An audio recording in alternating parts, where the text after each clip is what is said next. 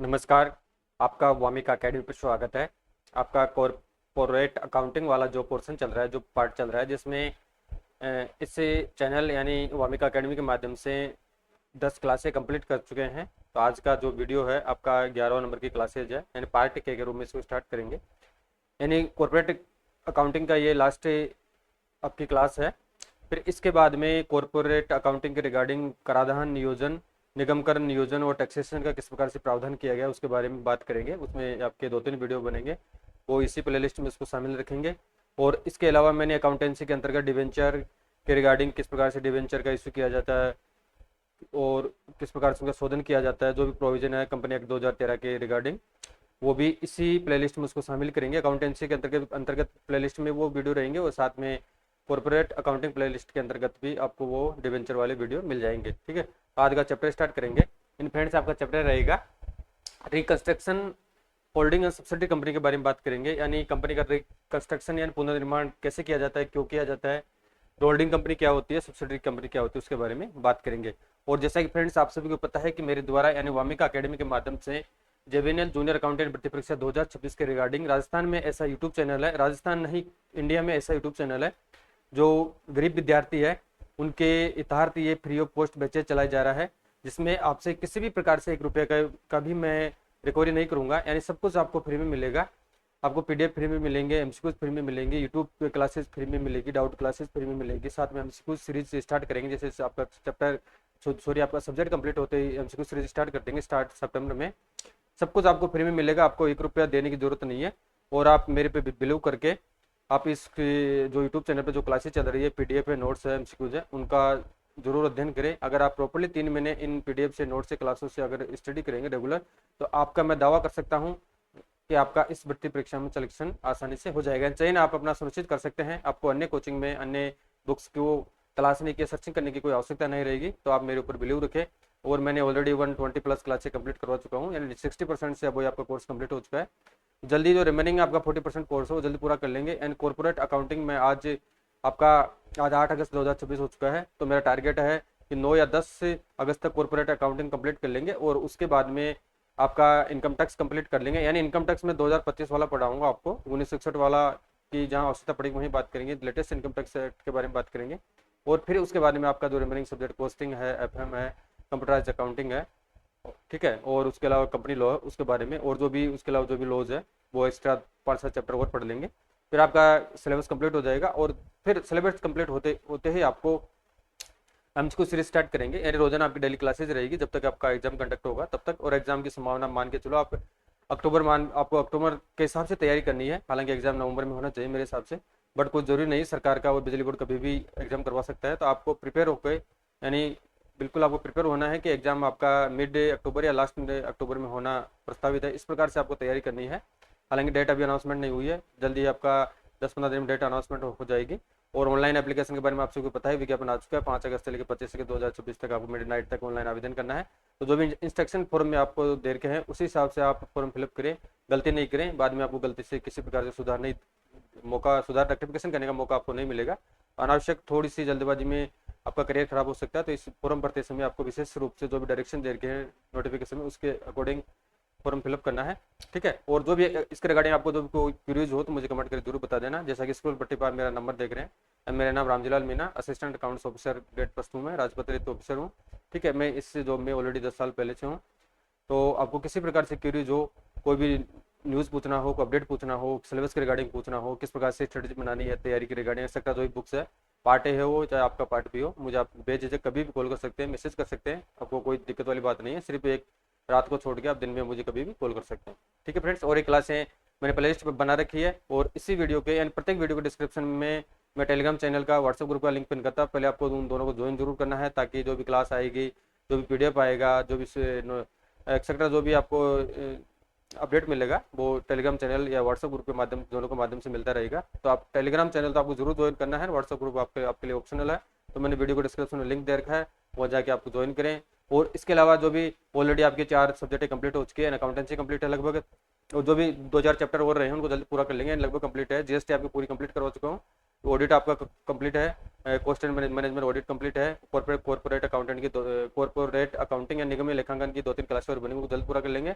और इसके अलावा आपका इनकम टैक्स 2025 के रिगार्डिंग मैं 5-7 क्लासेस कंप्लीट करवा चुका हूँ। और इनकम इसको जैसे कॉर्पोरेट अकाउंटिंग आपकी कंप्लीट हो जाएगी तो कॉर्पोरेट निगम लेखांकन कंप्लीट होने के जस्ट बाद में इनकम टैक्स स्टार्ट करेंगे। इनकम टैक्स से आपका सबसे हार्ड सब्जेक्ट है और सबसे लंबा ज़्यादा क्लास इसी की बनेगी, तो जल्दी इनकम टैक्स को पूरा कर लेंगे, फिर बाद में जो भी रिमेनिंग आपके सब्जेक्ट्स है वो कर लेंगे और बाद में फिर एमसीक्यू सीरीज आपकी स्टार्ट कर देंगे। ठीक है। और इसके लिए प्लेलिस्ट मैंने लिंक दे रखा है, वीडियो के डिस्क्रिप्शन में प्लेलिस्ट का लिंक मिल जाएगा, या चैनल पे आप चले जाना, हर वीडियो में अनाउंसमेंट करता हूँ, तो आप जरूर क्लासों को जरूर देखें। और कोई डाउट हो तो आप मुझे मैसेज करके कॉल करके जो भी आपके डाउट्स है, कन्फ्यूजन है, वो पूछ सकते हैं। ठीक है। अब स्टार्ट करते हैं आज का फ्रेंड्स टॉपिक।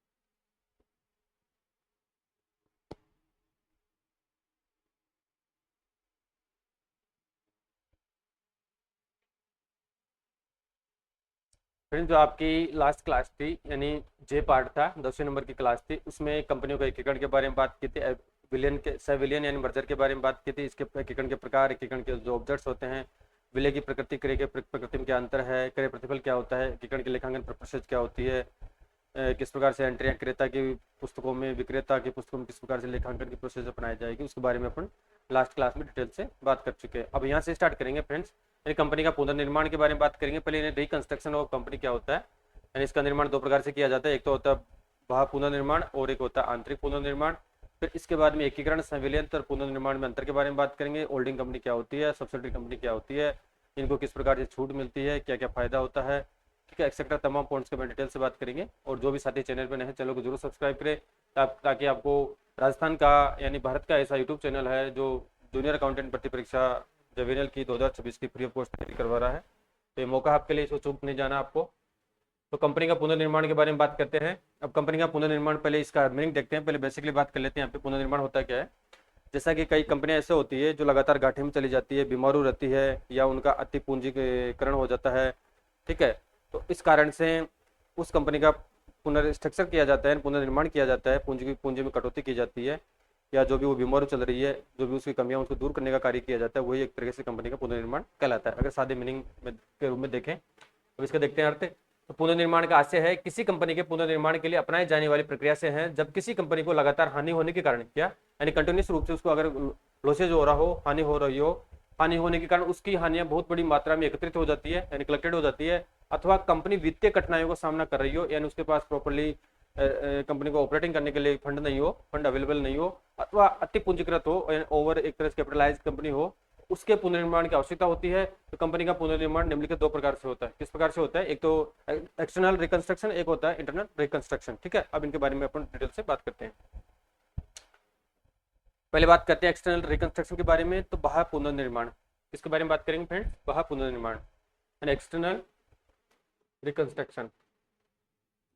इसका मीनिंग देखते हैं पहले। तो यह एकीकरण का काफी मिलता जुलता रूप है, यानी जो अमालगमेशन होता है उसका काफी मिलता जुलता रूप है, यद्यपि यह पूर्णतः एकीकरण की भांति नहीं होता है। बाह्य पुनर्निर्माण का आशय एक विद्यमान कंपनी का व्यवसाय नई स्थापित कंपनी के द्वारा क्रय किया जाता है। क्या है, यानी बाह्य पुनर्निर्माण का आशय है, एक्सटर्नल रिकंस्ट्रक्शन का आशय क्या होता है कि एक विद्यमान जो कंपनी होती है, जैसे ये विद्यमान एक्स कंपनी है, दूसरी कंपनी कौन है, वाई है, ठीक है, तो ये तो हो गई विद्यमान, ये बीमारू कंपनी हो गई, और ये नई कंपनी है। तो एक विद्यमान कंपनी का व्यवसाय नई स्थापित कंपनी के द्वारा किया जाता है, परंतु इसमें नई कंपनी की स्थापना प्राय विद्यमान कंपनी के सदस्यों द्वारा ही की जाती है। अभी इसमें जो नई कंपनी की स्थापना की जाएगी, यानी एकीकरण में तो इसका अस्तित्व समाप्त हो जाता था, नई कंपनी स्थापित की जाती थी, लेकिन इसमें इसका अस्तित्व समाप्त हो जाएगा, लेकिन जो इसके जो सदस्य है, मेंबर, क्रेडिटर्स है, डेटर्स है, वही इस कंपनी की स्थापना करेंगे। नई जो नई कंपनी बनेगी, जो ओल्ड पर्सन है वही इसके सदस्य रहेंगे मोस्टली। तो कंपनी की स्थापना प्राय विद्यमान कंपनी के सदस्यों द्वारा की जाती है। नई कंपनी की स्थापना का उद्देश्य यह होता है कि वह ऐसी बीमार कंपनी को खरीद ले जिससे बहुत अधिक हानियां हो चुकी हो, अथवा विद्यमान कंपनी के अंतर्गत व्यवसाय को ठीक प्रकार से नहीं चला पा रही हो। ये मेजर कारण होते हैं। व्यवसाय के विक्रय के बाद पुरानी कंपनी, जैसे ही व्यवसाय का विक्रय किया जाता है तो पुरानी कंपनी का जो पुरानी कंपनी है उसका व्यापार या कंपनी बंद हो जाती है। नई स्थापित कंपनी का नाम प्राय पुरानी कंपनी से काफी मिलता जुलता ही रहता है, क्योंकि इन फ्यूचर में कंपनी की जो गुडविल है या कंपनी का ट्रेडमार्क है, लोगो, उसमें लोगों को पहचानने में भिन्नता नहीं हो, और इसके अंशधारी भी प्राय वही होते हैं जो कि पुरानी कंपनी के थे। जैसे आसाम टी कंपनी को क्रय करने के लिए न्यू आसाम टी कंपनी की स्थापना की गई है। इन मिलता जुलता नाम रख लेते हैं। वह पुनर्निर्माण का लेखांकन एकीकरण लेखांकन के समान ही होता है। यानी जो इसका लेखांकन होता है किसका, एक्सटर्नल रिकंस्ट्रक्शन का, वो जो अपने अमालगमेशन के रिगार्डिंग लास्ट क्लास में पढ़ा था, किस प्रकार से लेखांकन होगा, किस प्रकार से एंट्रीज होगी, सेम यहाँ पे एप्लीकेबल होगा। ये तो हो चुका आपका एक्सटर्नल। अब बात करते हैं यहाँ पे नेक्स्ट इंटरनल, इसके बारे में बात करेंगे, इंटरनल रिकंस्ट्रक्शन के बारे में। ठीक है, तो उपरोक्त अध्ययन किए गए सभी स्वरूपों से बिल्कुल अलग प्रकृति का होता है। यानी आंतरिक जो रिकंस्ट्रक्शन होता है, पुनर्निर्माण होता है, वो बिल्कुल अलग प्रकृति का होता है। आंतरिक पुनर्निर्माण में न तो किसी विद्यमान कंपनी का समापन होता है, यह ध्यान रखना आपको। यानी आंतरिक पुनर्निर्माण अगर कंपनी का किया जा रहा है तो उसमें न तो किसी विद्यमान कंपनी का समापन होता है और न ही किसी कंपनी के व्यवसाय को क्रय करने के लिए किसी नई कंपनी की यहाँ पे स्थापना होती है। ठीक है, जैसे एक्स कंपनी है तो इसका ना तो समापन होगा और ना ही कोई वाई कंपनी बनेगी, ये आपको ध्यान रखना है। नई कंपनी की स्थापना यानी ना ही नई कंपनी की स्थापना की जाती है। इसमें केवल एक विद्यमान कंपनी स्वयं को आंतरिक रूप से पुनर्संगठित करती है। जैसे एक्स कंपनी है, एक्स कंपनी में जो भी हानियां हैं, लॉसेज है, जो पूंजी का रिस्ट्रक्शन करना एक्सेट्रा जो भी है, वो एक्स कंपनी अपने आंतरिक स्वरूप में करती है। इसमें कंपनी का ना तो समापन होता है और ना ही नई कंपनी की स्थापना की जाती है। तो ऐसा पुनर्संगठन या पुनर्गठन पूंजी संरचना यानी कैपिटल स्ट्रक्चर में परिवर्तन और अंश पूंजी में कटौती यानी रिडक्शन ऑफ शेयर कैपिटल द्वारा किया जाता है। यानी पूंजी संरचना में परिवर्तन या अंश पूंजी में कटौती की जाती है। ऐसी कंपनियां जिनकी बहुत अधिक संचित हानियां हैं, बहुत अधिक लॉसेज में हैं और जिनकी संपत्तियों के पुस्तक मूल्य इनके वास्तविक मूल्य से अधिक है। इनमें क्या होता है, अब इनके जैसे कोई संपत्ति है, उसका पुस्तक मूल्य कितना है, जैसे हमें 50 लाख दे रखा, कितना, जैसे 50,000 दे रखा है पुस्तक मूल्य है, लेकिन जो वास्तविक मूल्य मान के तो 70,000 है वास्तविक मूल्य, तो इन पर रेवोल्यूशन किया जाता है। इस प्रकार से लायबिलिटीज भी किया जाता है, रिजर्व किया, सभी का रेवोल्यूशन करके इनका आंतरिक पुनर्निर्माण किया जाता है। तो वास्तविक मूल्य से अधिक है। एक पूंजी कटौती की योजना बनाती है। अंश पूंजी में कटौती अंशों की आदत राशि को कम करके, यानी अंश पूंजी में अगर कटौती की जाती है तो उसमें जो आउटस्टैंडिंग राशि है, अनपेड कैपिटल है, उसको घटाया जाएगा। आवश्यकता से अधिक पूंजी को अंशधारियों को लौटाकर तथा प्रदत्त अंश पूंजी में कटौती करके की जाती है। आवश्यकता से अगर कंपनी में पूंजी है तो जो शेयर होल्डर है उनको लौटा दी जाती है और पेड कैपिटल में कटौती की जाती है, उसी को आंतरिक पुनर्निर्माण कहा जाता है। नेक्स्ट है, इस योजना के अंतर्गत अंश पूंजी को कभी कभी ऋण पत्रों और लेनदारों को भी इनके वास्तविक मूल्य तक कम कर दिया जाता है। ठीक है, यानी कभी कभी क्या होता है, जो अंश पूंजी होती है उसको कम कर दिया जाता है, रिड्यूज यानी कटौती कर दी जाती है, और डिवेंचर से और क्रेडिटर्स को भी कम कर दिया जाता है। और इस प्रकार की कमी से प्राप्त राशि का प्रयोग, जो भी राशि प्राप्त होती है, जो संचित हानियां हैं और कृत्रिम संपत्तियों जो फिक्टिस असेट्स है को राइट ऑफ करने और चिट्ठी में अधिक मूल्य पर दिखाई गई संपत्तियों का मूल्य कम करने में इसका यूटिलाइजेशन किया जाता है। ठीक है, ये आपको ध्यान रखना है। इस प्रकार से आंतरिक पुनर्निर्माण कंपनी का किया जा सकता है। तो प्रश्न आ सकता है आंतरिक पुनर्निर्माण कैसे किया जाता है, एक्सटर्नल पुनर्निर्माण क्या होता है, तो इन विशेषताओं का आपको विशेष ध्यान रखना है। अब यहाँ पे पूरा निचोड़ देख लेते हैं। एक अमालगमेशन क्या होता है, सिविलियन क्या होता है और रिकंस्ट्रक्शन क्या होता है, तीनों में बेसिक डिफरेंस क्या क्या होता है। समापन के बारे में बात करेंगे, नई कंपनी का जन्म कैसे होता है, उद्देश्य, अंशधारी कंपनियों की दशा, यानी 5 टॉपिक्स के बारे में बात करेंगे। अब इससे पूरा निचोड़ आ जाएगा आपका। देखते फ्रेंड्स इसको, यानी एकीकरण, अमालगमेशन, सिविलियन एंड मर्जर और पुनर्निर्माण यानी रिकंस्ट्रक्शन। पहले बात करेंगे एकीकरण की, फिर सिविलियन की, फिर पुनर्निर्माण की। अब आधार अभ्यास देखते हैं, समापन का देखते हैं। पहले एकीकरण के बारे में बात करें तो आपस में समामिलित 2 या 2 से अधिक सभी कंपनियों को का समापन करना होता है। किसमें, एकीकरण में, अमालगमेशन में। जबकि मर्जर के बारे में बात करें तो इसमें केवल वही कंपनी समापन में जाती है जिसका सिविलियन होता है, अर्थात जिसका व्यवसाय दूसरी कंपनी द्वारा क्रैक किया जाता है। ठीक है, जैसे एक्स कंपनी है और वाई कंपनी में इसको मर्ज कर दिया तो एक्स का समापन हो जाएगा। और यहाँ पे 2 या 2 से अधिक, जैसे एक्स कंपनी है, वाई कंपनी है, दोनों को मिला के नई कंपनी बनाई जाती है, तो एक्स वाई का यहाँ पे समापन कर दिया जाएगा। ठीक है, तो दूसरी कंपनी क्रय करती है। और रिकंस्ट्रक्शन के बारे में बात करें, इसमें केवल एक ही कंपनी होती है जिससे समापन में जाना होता है। नेक्स्ट बात करें नई कंपनी का जन्म के बारे में बात करें एकीकरण में, तो इसमें एक नई कंपनी का जन्म होता है, किसमें, अमालगमेशन में। और जबकि मर्जर के बारे में बात करें तो इसमें किसी नई कंपनी का जन्म नहीं होता है, एक विद्यमान कंपनी सिविलियन कंपनी का व्यवसाय क्रय करती है, जबकि इसमें एक नई कंपनी का जन्म होता है। उद्देश्य के बारे में बात करें, यानी एक्सटर्नल जो पुनर्निर्माण होता है उसमें नई कंपनी का जन्म होता है, इंटरनल में किसी प्रकार से नई कंपनी का जन्म यहाँ पे नहीं किया जाता है। उद्देश्य के बारे में बात करें तो आपसी प्रतिस्पर्धा का अंत करना होता है एकीकरण का, और सिविलियन में पूरक उद्योगों का प्रमुख औद्योगिक कंपनी में मिलना, अर्थात सहायक कंपनी का सूत्रधारी कंपनी में संविलियन किया जाता है। और पुनर्निर्माण के बारे में बात करें तो कंपनी अपनी पुरानी हानियों एवं कृत्रिम संपत्तियों को अपलिखित करने हेतु भाव पुनर्निर्माण करती है। क्या करते हैं, एक्सटर्नल कंस्ट्रक्शन का कार्य करती है। इन पुरानी जो भी उसकी संचित हानियां हैं या फिक्टिव असेट्स है उसको कम करने हेतु एक्सटर्नल रिकंस्ट्रक्शन का कार्य किया जाता है। अब अंशधारियों के बारे में बात करें तो इसमें नई कंपनी के अंशधारी वही व्यक्ति होते हैं जो पुरानी कंपनी के सदस्य थे। किसमें? एकीकरण में। और संविलियन के बारे में बात करें तो क्रेता कंपनी के अंशधारी प्रारंभ से होते हैं, अतः विक्रेता कंपनी के अंशधारी क्रेता कंपनी के सदस्य नहीं बनते। किसमें? संविलियन में। आपको विशेष ध्यान रखना है। और जबकि रिकंस्ट्रक्शन के बारे में बात करें तो इसमें नई कंपनी के अंशधारी वही व्यक्ति होते हैं जो पुरानी कंपनी के सदस्य थे, यानी पुनर्निर्माण और एकीकरण में सहमति पाई जाती है। कंपनी की दशाओं के बारे में बात करें तो इसमें एकीकरण होने वाली कंपनियां प्राय एक ही स्तर की होती है, समान व्यवसाय की होती है। जैसे जूते का व्यापार कर रही है, कंप्यूटर का व्यापार कर रही है, तो मोस्टली उनका ही एकीकरण किया, सॉरी उनका ही अमालगमेशन किया जाता है। और संविलियन के बारे में बात करें तो इसमें क्रेता कंपनी की आर्थिक दशा विक्रेता कंपनी की तुलना में अधिक अच्छी होती है, क्योंकि स्वाभाविक है कि क्रेता कंपनी होगी, आर्थिक दशा उसकी अच्छी होगी तभी वो परचेज कर पाएगी, और विक्रेता कंपनी जिसकी आर्थिक दशा खराब होगी तभी वो व्यापार अपना सेल्स करेगी। ठीक है। और पुनर्निर्माण रिकंस्ट्रक्शन में देखें तो इसमें पुरानी कंपनी की आर्थिक दशा अत्यंत खराब होती है। जिसकी पुरानी कंपनी की आर्थिक दशा बहुत अत्यंत खराब होती है और वह अपनी दशा ठीक करने के लिए पुनर्जन्म लेती है। ठीक है। तो इसके बारे में देख चुके हैं फ्रेंड्स। एकीकरण, संविलियन, पुनर्निर्माण में अंतर क्या क्या है? अंतर का आधार जो समापन, नई कंपनी का जन्म, उद्देश्य, अंशधारी कंपनियों की दशा, इनके तीनों के मध्य जो भी 5 टॉपिक दे रखे हैं इनका डिटेल से बात कर चुके हैं। ठीक है। ये बेसिक चीजें हैं। इस प्रकार से एग्जाम में प्रश्न आ सकता है। आप सोच रहे हैं एग्जाम में इस पर प्रश्न नहीं पूछेंगे, यानी एग्जामिनर किसी प्रकार से आपको प्रश्न पूछ सकता है, किसी प्रकार से क्वेश्चन आ सकता है, तो आपको वेल प्रिपेयर रहना है। ठीक है। पूरी तैयारी रखनी है, जो व्यक्ति पूरी तैयारी रखेगा उसी का इस व्यक्ति में सिलेक्शन होगा। जो आधी अधूरी तैयारी रखेगा, फॉर्मेलिटी में तैयारी करेगा, उसका सिलेक्शन नहीं होगा। बोनस से परेशान नहीं हो, अपने आप को डेडिकेट करेगा, उसी का यहाँ पे चयन होने की संभावना रहेगी। ठीक है। अब बात करते हैं फ्रेंड्स आपका दूसरा टॉपिक है इसमें सूत्रधारी कंपनी। किसके बारे में बात करेंगे? सूत्रधारी कंपनी यानी होल्डिंग कंपनी। पहले इसको देखते हैं होल्डिंग कंपनी क्या होती है और सब्सिडियरी कंपनी क्या होती है। यानी होल्डिंग जैसे मान के चलो 3 कंपनियां एक्स वाई जेड। ठीक है। अब कोई एक्स और वाई कंपनी है। ठीक है। अब इसकी आर्थिक दशा कमजोर है या जिसकी तकनीकी जो भी कुछ भी कारण हो, तो इसको जो जैसे जेड कंपनी एक्स और वाई का वो कंट्रोल करती है। एक तरीके से जो जेड कंपनी हो जाएगी होल्डिंग कंपनी है, सूत्रधारी कंपनी हो जाएगी, और एक्स और वाई कंपनियां हैं वो एक तरह से इसकी सहायक कंपनियां हो जाएगी। ठीक है।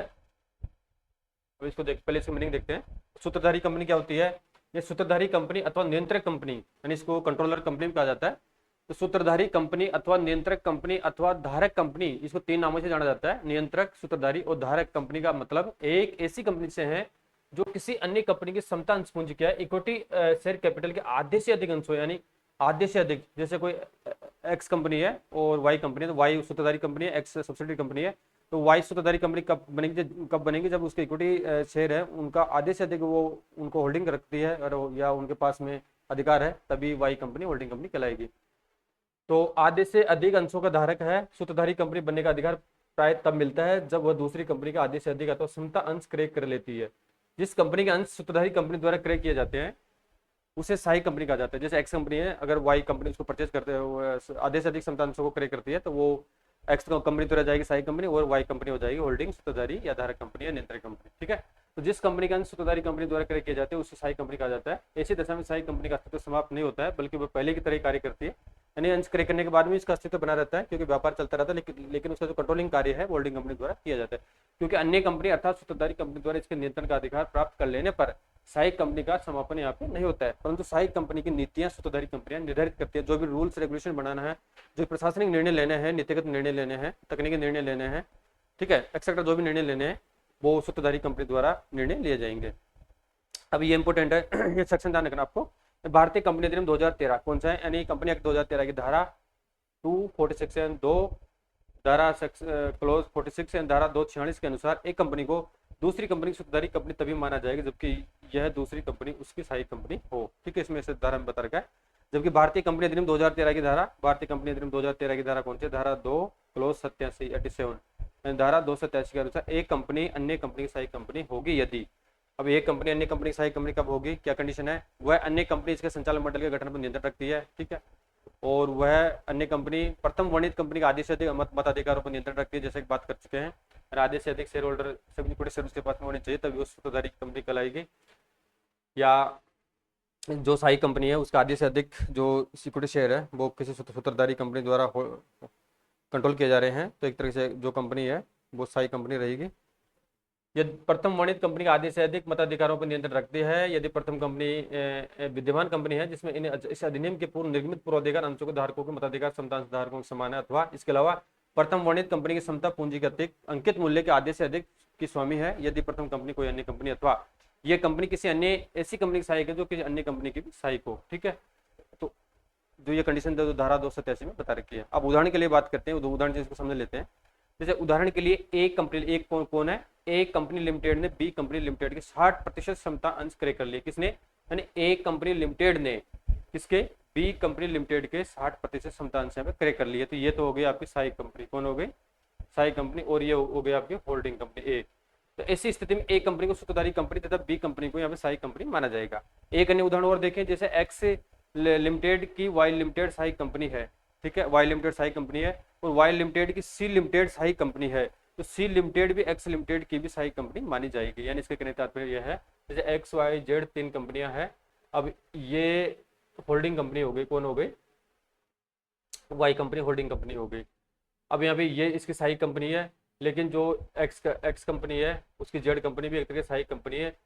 तो एक तरीके से जो जेड कंपनी है यानी X company sorry Y company है, तो वाई कंपनी इन दोनों कंपनियों की होल्डिंग कंपनी कहलाएगी। ठीक है, इसके कहने का तात्पर्य ये है। नेक्स्ट बात करें फ्रेंड्स, यानी सूत्रधारी कंपनियों के कौन कौन से प्रॉफिट्स होते हैं। अब स्वाभाविक है, सूत्रधारी कंपनी बनेगी तो कुछ फायदे होंगे। दो व्यक्ति में मिलकर कार्य करेंगे, उसके अधिकारों पर नियंत्रण रखेंगे। ठीक है, अब इसको देखते हैं क्या क्या फायदे हैं, क्या क्या एडवांटेज है।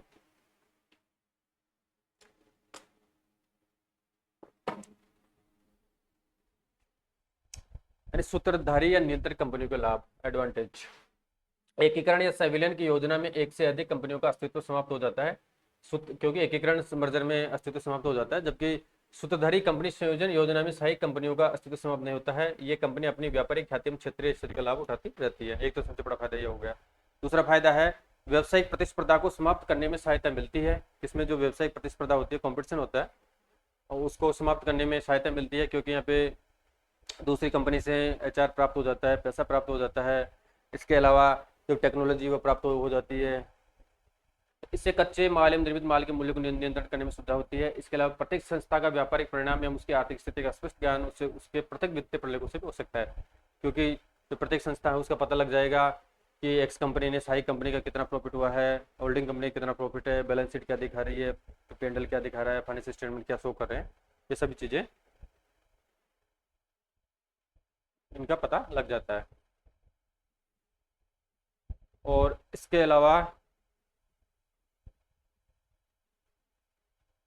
इसके और लाभ देखते हैं।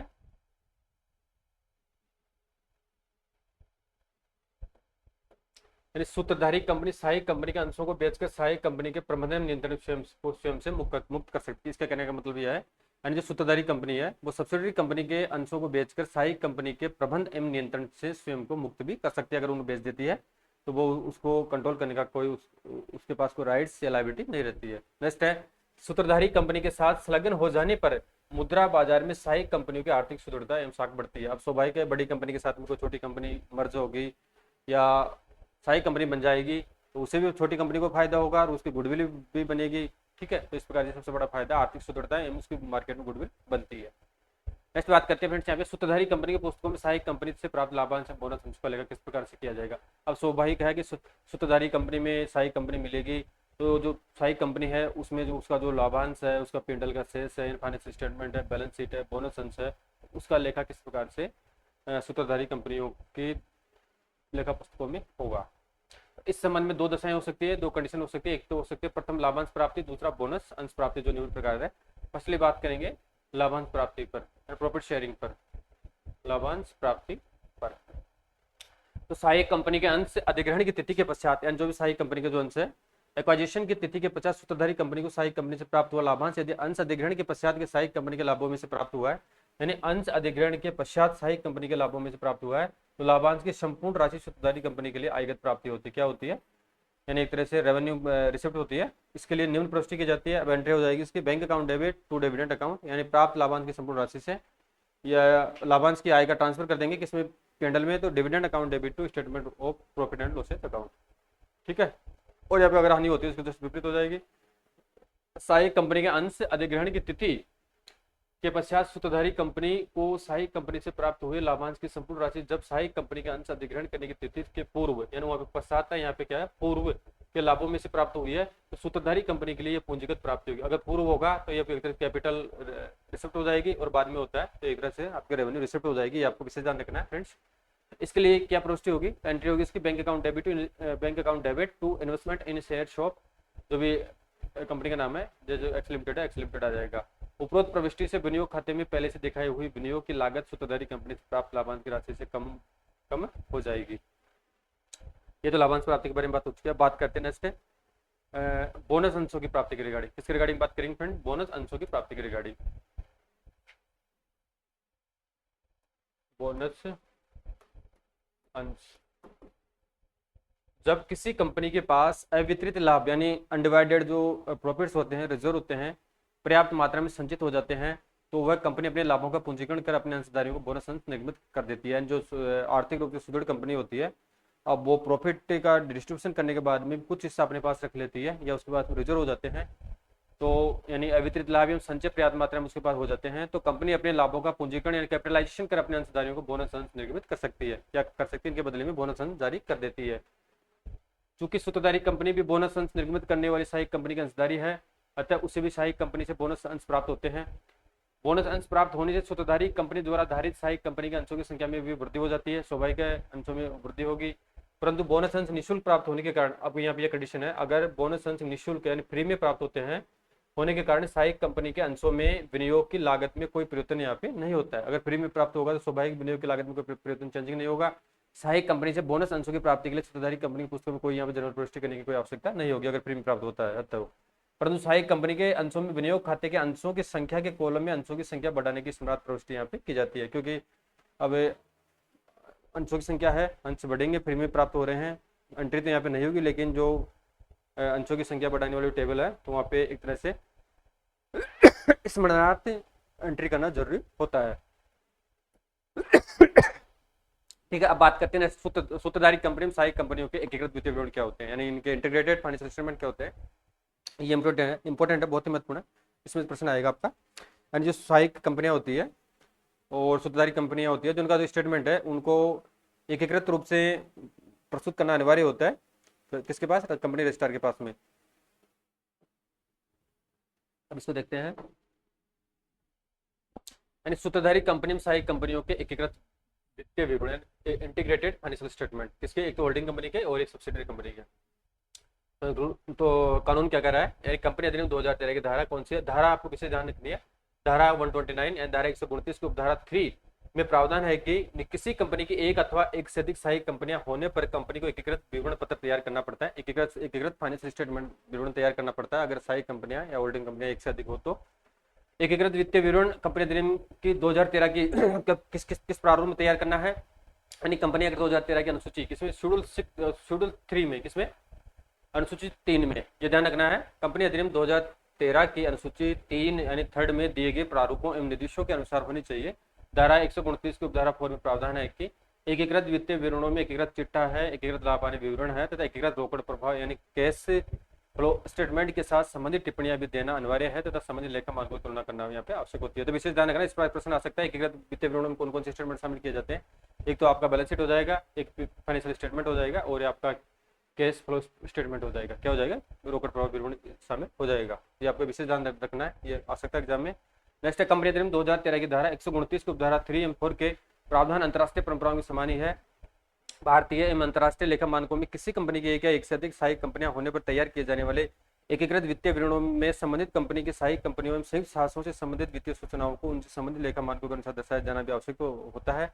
परंतु यदि किसी कंपनी की कोई सहायक कंपनी नहीं है, ये ध्यान रखना है, अगर किसी कंपनी की कोई सहायक कंपनी नहीं है तो एकीकृत वित्तीय विवरण तैयार नहीं किए जाएंगे, अतः केवल सहचारी कंपनियों एवं संयुक्त साहसों को दर्शाने हेतु एकीकृत चिट्ठा नहीं बनाया जाता। अगर किसी कंपनी की, होल्डिंग कंपनी की वो सहायक कंपनी नहीं है या सहायक कंपनियां नहीं है होल्डिंग कंपनी की, तो वहाँ पे एकीकृत वित्तीय विवरण प्रस्तुत करने की यहाँ पे कोई आवश्यकता नहीं रहेगी, यानी सेपरेट अलग अलग यहाँ पे प्रस्तुत करना होगा। ठीक है, तो नेक्स्ट बात करते हैं कंपनी अधिनियम 2013 के अनुसूची 3 के अंतर्गत कौन कौन सी आवश्यकता है, कौन कौन सी रिक्वायरमेंट हो, देखते हैं। इसके बारे में बात करें फ्रेंड्स, यहाँ पे कंपनी अधिनियम 2013 की अनुसूची 3 के अंतर्गत जो एकीकृत फाइनेंशियल स्टेटमेंट बनाए जाते हैं, ये ध्यान रखना है कौन सी अनुसूची में बनाए जाते हैं, अनुसूची 3 में अंतर्गत आवश्यकताएं हैं। तो कंपनी अधिनियम 2013 के अनुसूची 3 के प्रारूप में वित्तीय विवरण तैयार करने के लिए दिए गए निर्देशों में एकीकृत वित्तीय विवरण तैयार करने के संबंध निर्देश निम्नलिखित है। कौन कौन से हैं? एक तो है कंपनी अधिनियम 13 की धारा 129(3) यानी 129(3) के अंतर्गत यदि कंपनी वित्तीय विवरण अर्थात एकीकृत चिट्ठा, एकीकृत लाभ हानि का विवरण, एकीकृत रोकड़ प्रवाह विवरण तैयार करने हेतु जिन नियमों की अनुपालना करती है, कंप्लायंस करती है, ठीक उन्हीं नियमों की पालना करते हुए उसी प्रारूप में एकीकृत वित्तीय विवरण पत्र तैयार करने होंगे। एकीकृत वित्तीय विवरण तैयार करने संबंधी लेखांकन मानक कौन सा है? अभी लेखांकन मानक की मैं अकाउंटेंसी में क्लास कंप्लीट करा चुका हूँ, आप वहाँ देखना है आपके जो भी मेजर अभी वर्तमान जो लेखांकन मानक कितने हैं, वो लेखांकन मानक कब से इफेक्टेड है, ठीक है, तो कौन कौन से लेखांकन मानक अभी वर्तमान में प्रचलित है, किसको विलोपित किया गया है और इसका अस्तित्व कब आया था और अभी वर्तमान ये किससे संबंधित है, मैं डिटेल से पढ़ा रखा है, वहाँ भी देखना आपको मिल जाएंगे। तो ये एकीकृत वित्तीय विवरण है लेखांकन मानक यानी AS 2121 से, किससे? अकाउंटिंग स्टैंडर्ड 21 से वर्णित सिद्धांतों, प्रक्रियाओं में एवं प्रकटीकरण आवश्यकताओं की भी अनुपालना करनी होती है इसके अंतर्गत। नेक्स्ट, इसके अतिरिक्त एकीकृत वित्तीय विवरण संबंधी लेखा मानक के अनुसार एकीकृत वित्तीय विवरण पत्रों में निम्नलिखित का प्रकटीकरण करना होगा। अब कौन कौन सा इंटीग्रेटेड फाइनेंशियल स्टेटमेंट किन किन चीजों का प्रकटीकरण करेंगे फ्रेंड्स, यहाँ पे देखते हैं। एक तो करेंगे सहायक कंपनी के अल्पमत हितधारी यानी जो अल्पमत हितधारी है, ठीक है, अल्पसंख्यक यानी जिनकी संख्या 1000 से कम है, तो अल्पमत हितधारियों तथा सूत्रधारी कंपनी के स्वामियों के हिस्से से संबंधित सहायक कंपनी के लाभ हानि को पृथक पृथक यहाँ दर्शाया जाएगा। इसके अलावा सहायक कंपनी की शुद्ध संपत्तियों में सहायक कंपनी के अल्पमत के हिस्से को सूत्रधारी कंपनी के हिस्से से पृथक क्षमता के रूप में दर्शाया जाएगा। यानी अल्पमत में कितने हैं, बहुमत में कितने, उनको डिवाइडेड यहाँ पे किया जाएगा ताकि उनके हितों पर किसी प्रकार से कुठाराघात कंपनी द्वारा नहीं किया जाए। इसके अलावा इसके अतिरिक्त सूचना के रूप में एकीकृत वित्तीय विवरणों के प्रारूप किसमें AOC फर्स्ट में दी गई सूचनाओं को भी यहाँ पे दर्शाना होता है, ठीक है, यदि ये प्रावधान हो चुके हैं। अब नेक्स्ट है एकीकृत वित्तीय विवरण तैयार करने हेतु सहायक कंपनियों का वर्गीकरण किस प्रकार से किया जाता है, यानी फाइनेंशियल स्टेटमेंट तैयार करने के रिगार्डिंग सहायक कंपनियों का वर्गीकरण करेंगे, तो वो कैसे करेंगे इसको देखते हैं। तो सहायक कंपनी में सूत्रधारी कंपनी का संपूर्ण स्वामित्व अगर हो, क्या हो, सहायक कंपनी में सूत्रधारी कंपनी का अगर संपूर्ण स्वामित्व यानी 100% शेयर होल्डिंग उसके पास में हो, तो इस स्थिति में यानी जब किसी कंपनी द्वारा मताधिकार वाले सभी निगमित अंश किसी अन्य कंपनी के स्वामित्व नियंत्रण में होते हैं, तो इस सहायक कंपनी पर सूत्रधारी कंपनी का पूर्ण स्वामित्व होता है, ठीक है, ये तो हो गया पूर्ण 100% हो तो सहायक कंपनी में सूत्रधारी कंपनी का बहुमत स्वामित्व है, जैसे 60% है, 75% है, 80% है, ठीक है, जितना भी हो। जब किसी कंपनी द्वारा मताधिकार वाले यानी 50% से अधिक होना ही चाहिए, 50% या 50% से अधिक होगा तभी किसी सहायक कंपनी की होल्डिंग कंपनी बनेगी। तो सहायक कंपनी के रूप में सूत्रधारी कंपनी का बहुमत स्वामित्व है जब किसी कंपनी द्वारा मताधिकार वाले निर्मित अंशों का आधे से अधिक भाग किसी एक अन्य कंपनी के स्वामित्व नियंत्रण में होता है, तो वह कंपनी सहायक कंपनी की बहुमत स्वामित्व वाली सूत्रधारी कंपनी कहलाती है। नेक्स्ट है संपूर्ण स्वामित्व वाली सहायक कंपनी की स्थिति में, संपूर्ण स्वामित्व वाली सहायक कंपनी की स्थिति में एकीकृत चिट्ठा तैयार करना। अब जो संपूर्ण स्वामित्व वाली जो सहायक कंपनी होती है, यानी ऐसी जैसे दो कंपनियां X तथा Y, ये तो सहायक कंपनी हो गई, ये होल्डिंग कंपनी हो गई, लेकिन जो इसकी जो हिस्सेदारी है पूरी 100% शेयरों की हिस्सेदारी किसके पास में, Y में है, ठीक है, तो पूर्ण रूप से इसका कंट्रोल ये करेगी। तो इस संबंध में संपूर्ण स्वामित्व वाली सहायक कंपनी की स्थिति में एकीकृत चिट्ठा तैयार किस प्रकार से किया जाता है, यानी इंटीग्रेटेड बैलेंस शीट किस प्रकार से तैयार की जाती है, इसको देखें। तो सूत्रधारी कंपनी के चिट्ठे में प्रदर्शित संपत्तियां जो भी एसेट्स होती है, जो लायबिलिटीज होती है, तथा सहायक कंपनी के चिट्ठे में प्रदर्शित जो भी एसेट्स होती है वो जो लायबिलिटीज होती है को एकीकृत अथवा जोड़ करके जो चिट्ठा बनाया जाता है उसे एकीकृत चिट्ठा कहा जाता है। इन दोनों की संपत्तियों का योग, संपत्तियों दायित्वों का योग ही एक तरीके से इंटीग्रेटेड बैलेंस शीट कहलाती है। संपूर्ण स्वामित्व वाली सहायक कंपनी की स्थिति में चूंकि सहायक कंपनी के सभी समतांश सूत्रधारी कंपनी के पास होते हैं, स्वाभाविक अगर 100% इसके स्वामित्व है तो उसके जो भी इक्विटी शेयर है वो इसके पास में होंगे, अर्थात अल्पमत हित यहाँ पे नहीं होता है। सहायक कंपनी के समता संपत्तियों एवं दायित्वों, समस्त संपत्तियों दायित्वों को सूत्रधारी कंपनी के संबंधित संपत्तियों दायित्वों में जोड़कर एकीकृत चिट्ठा तैयार किया जाता है। जो भी एसेट्स है लायबिलिटीज उसको जोड़कर, यानी X या Y, जो X सहायक कंपनी है, Y होल्डिंग कंपनी है, तो दोनों की जो भी बैलेंस शीट में जो भी एसेट्स है लायबिलिटीज है उनको दोनों को जोड़कर यहाँ पे एकीकृत चिट्ठा तैयार किया जाता है। सहायक कंपनी की शुद्ध संपत्तियों की राशि तथा सूत्रधारी कंपनी के चिट्ठे में दर्शाए हुए सहायक कंपनी के विनियोग की लागत में अंतर अगर कोई है, अंतर होने पर तथा अंतर की राशि एकीकृत करने पर ख्याति या पूंजी संचय के नाम से एकीकृत चिट्ठे में दर्शाई जाती है। अगर इनके विनियोग की लागत में कोई अंतर है दोनों के मध्य, तो अंतर की राशि को इंटीग्रेट करने के लिए गुडविल या कैपिटल रिजर्व के नाम से, यानी गुडविल या कैपिटल रिजर्व के नाम से बैलेंस शीट में एकीकृत करके इनको दर्शाया जाता है। ये आपको विशेष ध्यान रखना है। फिर फ्रेंड्स नेक्स्ट आपका बहुमत स्वामित्व वाली सहायक कंपनी की स्थिति में एकीकृत चिट्ठा तैयार करना। तो एक बहुमत वाली सहायक कंपनी की मतलब अब पहले तो हो गई पूर्ण स्वामित्व वाली, अब बहुमत में 50 से लेके कितना भी हो सकता है 90% तक या 99.99% हो सकता है, यानी तो बहुमत 50% से अधिक पे अगर उसकी शेयर होल्डिंग होगी तो बहुमत हो जाएगा। जैसे मान लो 60% का होल्डिंग कंपनी के पास में उसकी शेयरधारिता है, तो एक बहुमत वाली सहायक कंपनी के मताधिकार वाली अंश पूंजी का कुछ भाग अल्पमत अर्थात बाध्य अंशधारियों के पास होता है, जिसके कारण एकीकृत चिट्ठा बनाने वाली तिथि को सहायक कंपनी की संपत्तियों में दायित्वों में अल्पमत अंशधारियों का भी हिस्सा होता है। स्वाभाविक है इनका भी हिस्सा रहेगा इस असेट्स में लायबिलिटीज में। ऐसी स्थिति में यह आवश्यक है कि एक एकीकृत चिट्ठा बनाए जाने की तिथि को सहायक कंपनी की शुद्ध संपत्तियों अल्पमत अंशधारियों को हिस्सा याद किया जाए और इस एकीकृत चिट्ठे में बाध्य दायित्वों के वे में अल्पमत अंशधारियों का हित माइनॉरिटी शेयर होल्डर इंटरेस्ट नाम से अलग से दिखाया जाए। जैसे इनकी जैसे मान लो आपको अल्पमत अंशधारियों की हिस्सेदारी 10% है और बाकी 90% होल्डिंग कंपनी की है। सहायक कंपनी की जो अल्पसंख्यक हिस्सेदारी है, तो इनका जो भी एसेट्स है लायबिलिटीज इनको अलग से दिखाया जाता है, उनसे माइनस किया जाता है और इनको एक शेयर होल्डर इंटरेस्ट नाम से अलग से इनको माइनॉरिटी क्या है माइनॉरिटी शेयर होल्डर इंटरेस्ट नाम से इनको अलग से दिखाया जाएगा, ताकि ये पता रहे कि इनके हितों पर किसी प्रकार से कुठाराघात कंपनी द्वारा नहीं किया जा सके। नेक्स्ट बात करते हैं फ्रेंड्स, एकीकृत अथवा मिश्रित चिट्ठा बनाने के लिए महत्वपूर्ण बातें कौन कौन सी है। एक तो सूत्रधारी अनुपात है, होल्डिंग रेशियो है। होल्डिंग रेशियो सूत्र होता है share held by holding company upon total share of subsidiary company. जैसे 15,000 शेयर मानते हैं किसी होल्डिंग कंपनी के और ये 5,000 सब्सिडियरी कंपनी के शेयर है, ठीक है। तो एक तरीके से जो सूत्रधारी अनुपात आ जाएगा, यानी ठीक है सूत्रधारी अनुपात थर्ड है यहाँ पे, 3 सूत्रधारी अनुपात आ जाएगा। नेक्स्ट बात करें अल्पमत अनुपात के बारे में बात करें, यहाँ पे तो माइनॉरिटी रेशियो निकालने का सूत्र होता है share held by outsider expert holding company upon total shares of subsidiary company. तो ये अल्पमत अनुपात यहाँ पे प्राप्त हो जाएगा। तो ये 2 सूत्र आपको ध्यान रखने हैं। फिर नेक्स्ट बात करते हैं फ्रेंड्स, यहाँ पे सहायक कंपनी की शुद्ध कीमत की गणना किस प्रकार से की जाती है, यानी जो भी आपकी सब्सिडियरी कंपनी होती है उसकी शुद्ध calculation of new worth of subsidiary company है, तो उसकी शुद्ध कीमत की गणना किस प्रकार से की जाएगी वो देखते हैं यहाँ पे। यानी इंपॉर्टेंट चैप्टर है, इसमें प्रश्न आने की पूरी संभावना रहेगी, तो आपको चैप्टर ध्यान रखना विशेष।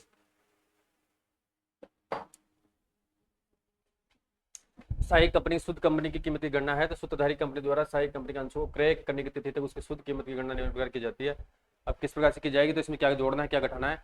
सहायक कंपनी की प्रदत्त पेडअप कैपिटल निकालनी है, तो पहले तो अंशों के अधिग्रहण से पूर्व से जो भी रिजर्व है उनको प्लस कर देंगे, प्लस अंशों के अधिग्रहण से जो पूर्व लाभ उनको प्लस कर देंगे, पुनर्मूल्यांकन पर जो प्रॉफिट होगा उसको प्लस कर देंगे, पूंजी संचय का जो आरंभिक शेष उसको प्लस कर देंगे। इसके अलावा सहायक कंपनी की काल्पनिक जो असेट्स उसको माइनस कर देंगे और इसके अलावा सहायक कंपनी का अंश क्रय करने वाले वर्ष के आरंभ में लाभ हानि विवरण पत्र का जो डेबिट सेट है या डेबिट सेट बोले तो एक तरह से हानि है उसको माइनस कर देंगे। और इसके अलावा सहायक कंपनी की संपत्तियों तथा दायित्वों के पुनर्मूल्यांकन पर यानी सब्सिडी कंपनी का जो रेगुलेशन किया गया था, तो रेगुलेशन पर जो भी हानि हुई है उसको यहाँ पे माइनस कर देंगे। जो भी राशि आएगी वो एक तरह से शुद्ध धन आ जाएगी। जैसे मान के चलो 1,50,000 रुपये राशि आ गई है, तो एक तरह से इनको माइनस प्लस करने के बाद में समीकरण करने के बाद में जो राशि प्राप्त होती है वो नेटवर्थ कहलाती है। क्या कहलाती है? नेटवर्थ कहलाती है। इस प्रकार से सहायक कंपनी की पूंजी याद की जाती है। ध्यान रखना आपको किन किन को ऐड करना है, किन किन को माइनस करना है, ठीक है। अब नेक्स्ट बात करते हैं ख्याति यानी ख्याति नियंत्रण की लागत अथवा पूंजी का संचय यानी गुडविल, कॉस्ट ऑफ कंट्रोल और कैपिटल रिजर्व के बारे में यहाँ पे बात करते हैं। तो ये कैसे निकलेगा, तो अंशों की धारण लागत या अंशों का क्रय मूल्य की राशि यहाँ पे आ जाएगी, उसमें से माइनस कर देंगे। सूत्रधारी कंपनी का सहायक कंपनी के शुद्ध धन में हिस्सा कितना है वो यहाँ पे गुडविल निकल के आ जाएगी, ठीक है। जैसे नियंत्रण वाली कंपनी जिसका मान के चलो 15 लाख की वैल्यू है, कितने 15 लाख की, और उसकी जो सूत्रधारी कंपनी की वैल्यू कितनी आई थी 1.5 लाख रुपये आई थी, तो बाकी की जो रिमेनिंग आपकी 13,50,000 है वो एक तरह से गुडविल या पूंजी के संचय प्राप्त हो जाएंगे। नोट दे रखा है, इसमें क्या दे रखा है, यदि क्रय किए गए अंशों की तुलना शुद्ध मूल्य के अंश राशि से अधिक है तो ख्याति या नियंत्रण की लागत याद होगी, अन्यथा पूंजी का संचय होगा, ठीक है। ये ध्यान रखना है, अगर यदि क्रय किए गए अंशों की लागत शुद्ध मूल्य के अंश की राशि से अधिक है तो ख्याति या नियंत्रण की लागत याद होगी, अन्यथा पूंजी का संचय यहाँ पे प्राप्त होगा। अगर शुद्ध मूल्य से राशि अधिक है तो यहाँ पे गुडविल या नियंत्रण की लागत आ जाएगी और अन्यथा कैपिटल रिजर्व आपको प्राप्त हो जाएगा, ठीक है। नेक्स्ट देखते हैं अल्पमत अंशधारियों के हित के बारे में बात करते हैं। तो माइनॉरिटी शेयर होल्डर्स इंटरेस्ट क्या होता है। अब इसका सूत्र होता है सहायक कंपनियों के शुद्ध मूल्य में अल्पमत अंशधारी को हिस्सा मान के चलो 50,000 है, कितना है, सहायक कंपनी के शुद्ध मूल्य में अल्पमत अंशधारी का हिस्सा कितना है 50,000 रुपये का है, ठीक है। एग्जाम्पल के रूप देख रहे हैं, तो अब इसमें प्लस कर देंगे अंश अधिग्रहण के पश्चात के लाभों में संचय में हिस्सा। अब अंश अधिग्रहण होल्डिंग कंपनी द्वारा किया जा रहा है कि पश्चात के लाभों में संचय में हिस्सा जैसे मान के चलो 10,000 रुपये का होता है, तो अल्पमत अंशधारी का जो हिस्सा हो जाएगा वो 60,000 हो जाएगा, कितना हो जाएगा 60,000 रुपये का हो जाएगा। एग्जाम्पल के रूप में देख रहे हैं, ठीक है। अब एकीकृत लाभ देखते हैं, कंसोलिडेटेड प्रॉफिट क्या होता है।